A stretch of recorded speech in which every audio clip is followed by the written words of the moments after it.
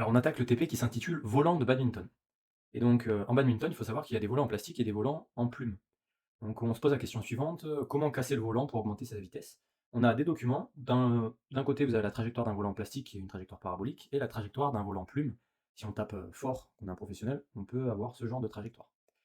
On nous met à disposition une vidéo qui s'appelle Volant, avec une règle qui apparaît sur l'image qui va nous permettre de l'étalonner, une précision sur la masse du volant en plume, puis l'image à laquelle il va falloir commencer le pointage vidéo.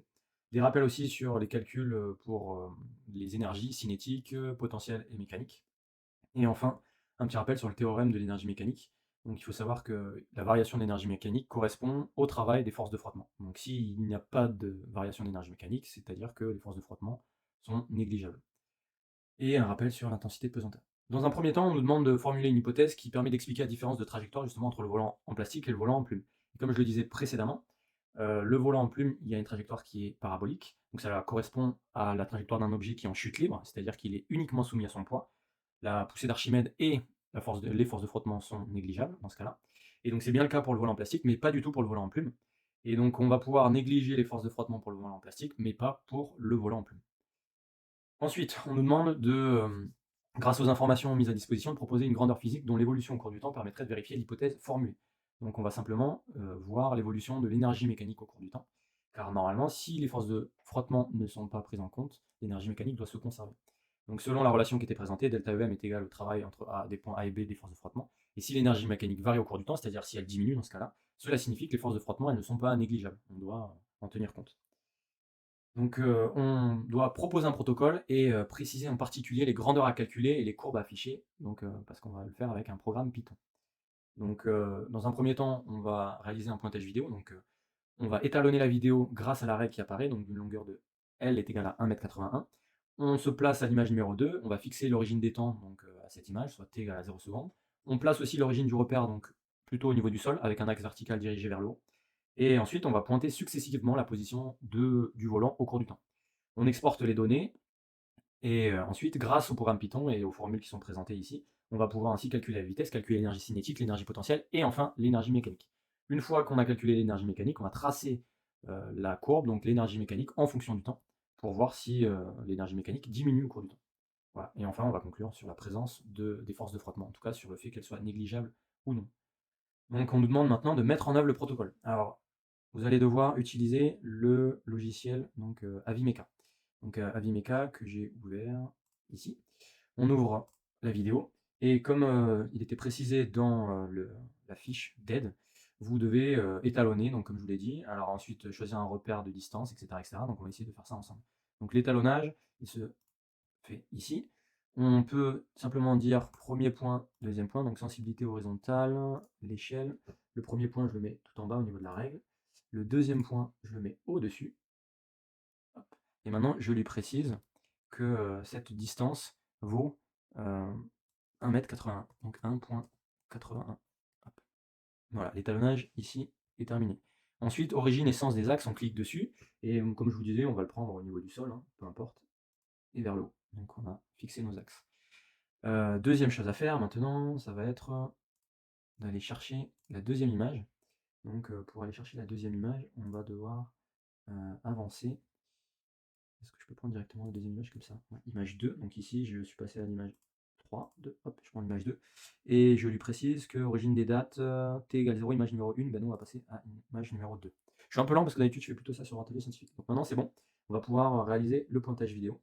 Et donc pour réaliser ce pointage vidéo, maintenant il suffit juste de cliquer à chaque instant sur le volant. Alors moi je le fais très brièvement parce que je l'ai déjà fait auparavant, enfin vous, il faudra le faire beaucoup plus précisément. Vous pouvez d'ailleurs lui demander de faire un affichage de la loupe, ce qui vous permettra de viser tout le temps la partie qui est noircie. C'est la petite collerette noire qu'il y a sur la tête de votre volant de badminton. Donc une fois que c'est réalisé, il faudra demander à exporter les différentes données. Donc ça, vous allez voir ici, tout en bas. On vous précise comment exporter les données vers un fichier texte. Donc fichier, mesure enregistrée dans un fichier, format TXT, donc .txt. Voilà, c'est fini. Maintenant qu'on a fait ça, on revient sur notre sujet. On a réalisé donc les manipulations. Se rendre à la partie travail à réaliser par le candidat dans le fichier, donc dans votre programme Python qui s'intitule badminton.py et effectuer les travaux 1, 2, 3 et 4. C'est une partie qui n'est pas forcément évidente. Donc on va voir ce qu'il en est. Donc on imagine que j'ai déjà tout fait. Alors moi, je l'ai préparé en amont, histoire que ce soit pas trop long. Donc vous avez un programme Python, il est bien spécifié qu'il n'y a rien à changer, donc lisez, alors vous pouvez le lire en diagonale si vous voulez. L'idée, c'est simplement qu'ici, on va vous créer une liste Vx, Vy, et on va calculer justement donc, les coordonnées de la vitesse sur l'axe OX et OY. Puis en dessous, on vous calcule la norme de la vitesse avec donc, la racine carrée des coordonnées au carré. Et une fois qu'on a fait ça, ils font tout un tas de petites manips. Et enfin, la partie verte, c'est à nous. Première chose, on nous demande de rentrer ci-dessous les valeurs de la masse et de G. Donc ici, j'ai mis M est égal à 0,0535 parce que la masse de notre volant de badminton était de 5,35 grammes. Et G, c'était précisé dans l'énoncé, c'est 9,8 mètres secondes moins 2. Ici, ça c'est moi qui l'ai rajouté, simplement pour vous rappeler qu'il faut utiliser les unités du système international. C'est d'ailleurs ce qui est précisé aussi ici. Donc voilà, simplement mettre la variable et sa valeur. Ensuite, deuxième partie, là, on nous dit qu'il faut taper les, les calculs de manière à pouvoir obtenir les grandeurs qui nous intéressent. Donc nous, on sait que c'est l'énergie cinétique, l'énergie potentielle, l'énergie mécanique. Et on vous précise quelque chose qui est important ici, c'est qu'il n'est pas utile d'utiliser une boucle for. Donc il n'est pas utile d'utiliser de telle valeur à telle valeur. Faites ce calcul avec, vous savez, les entre crochets n ou i. Donc là, on a simplement à directement mettre les valeurs, parce qu'en fait, les valeurs ont déjà été placées dans des listes. Donc on a moins d'efforts à faire.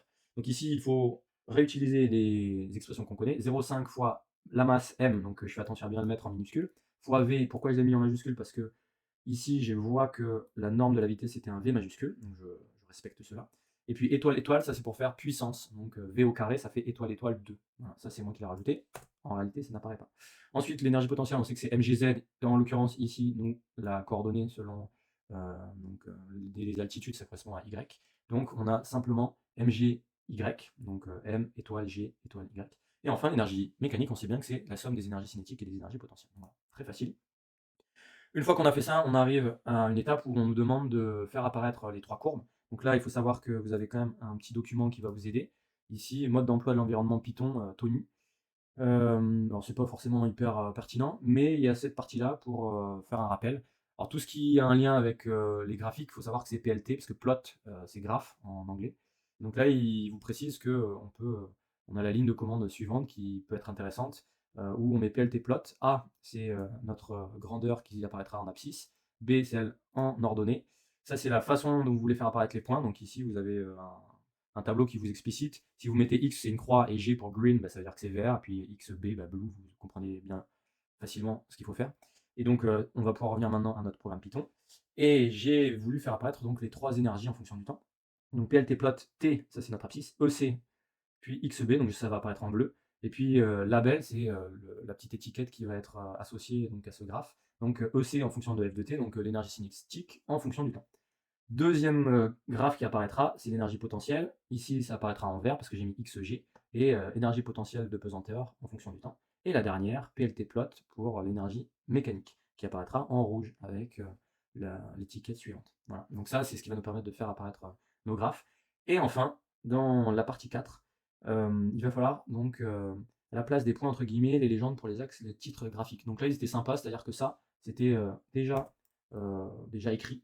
Et donc on sait que PLT title, bon, bah, c'est le titre de votre graphique, et il suffit de mettre le titre que vous souhaitez entre guillemets. Donc évolution de l'énergie, on va rajouter mécanique en fonction du temps. Ou vu que là c'est tous les graphes, donc évolution ouais, des énergies, sinon vous choisissez ça pour le coup, ça ira. Des énergies, alors on peut même le mettre, cinétique, potentiel et mécanique. Ah, pardon, je retire les S. Et enfin, PLT X label, donc ça c'est l'étiquette pour les abscisses. Donc on met les dates T en secondes. Et pour les ordonnées, on précise que c'est de l'énergie qui s'exprime en joules. Et ici, fin du travail, donc ça, on n'a plus rien à modifier. Et normalement, dans notre sujet, on devrait nous demander de faire apparaître ces graphes, donc de lancer le programme Python. Donc, exécuter le programme, c'est ce que je vous disais. On le lance.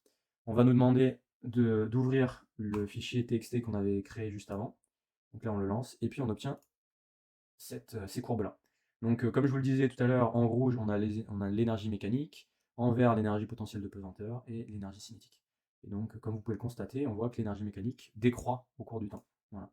Donc on va pouvoir revenir ici et puis finaliser notre TP. Donc l'une des dernières questions nous demande est-ce que les résultats expérimentaux obtenus sont en accord avec l'hypothèse formulée à la question 1.1, justifiée. Donc il suffit de dire que l'énergie mécanique diminue au cours du temps, cela signifie que le travail des forces de frottement n'est pas négligeable, et donc on ne peut pas négliger ces forces dans l'étude du mouvement du volant en plume. Et pour finir, on nous demande comment augmenter la vitesse du volant, parce que c'était l'objectif premier en tête de sujet. Donc en cassant les plumes. Doit-il plier les plumes vers l'intérieur ou vers l'extérieur? Justifié. Donc si vous voulez faire augmenter la vitesse, il faut forcément faire diminuer les forces de frottement. Donc pour ce faire, vous allez plutôt les casser vers l'intérieur, de manière à ce que la surface de contact avec l'air qui génère les frottements soit plus faible. Donc on va les plier vers l'intérieur pour permettre au volant d'atteindre des vitesses plus élevées au cours du match. Voilà. Vous rangez la paillasse et vous quittez la salle avec le sourire parce que le TP a été réussi. Voilà. Allez, à plus.